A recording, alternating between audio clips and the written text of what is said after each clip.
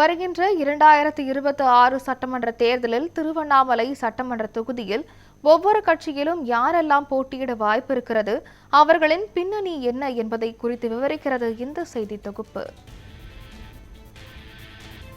திருவண்ணாமலை தொகுதியில் திமுக சார்பில் தற்போதைய பொதுப்பணித்துறை அமைச்சர் ஏவ வேலு, முன்னாள் நகரமன்ற தலைவர் ரா ஸ்ரீதரன் ஆகியோரில் ஒருவருக்கு வாய்ப்பு இருப்பதாக கூறப்படுகிறது. அதிமுக சார்பில் முன்னாள் பால்வளத்துறை அமைச்சர் ராமச்சந்திரன், மாவட்ட செயலாளர் அக்ரி எஸ் கிருஷ்ணமூர்த்தி, அம்மா பேரவை நகர செயலாளர் ராஜன் ஆகியோரில் ஒருவர் வேட்பாளராக அறிவிக்கப்பட வாய்ப்பு இருப்பதாக கூறப்படுகிறது. இவர்களைத் தொடர்ந்து அமைப்பு சாரா ஓட்டுநர் சங்க தலைவர் சுனில்குமார், மாவட்ட பிரதிநிதி சாகானா ஆகியோரும் யார் வேட்பாளர் என்கிற போட்டியில் இருப்பதாக கூறப்படுகிறது. பாரதிய ஜனதா கட்சியில் மாவட்ட செயலாளர் கே ரமேஷ், மாவட்ட செயற்குழு உறுப்பினர் கருணாகரன் இருவரில் ஒருவர் வேட்பாளராக அறிவிக்கப்பட வாய்ப்பு இருப்பதாக கூறப்படுகிறது.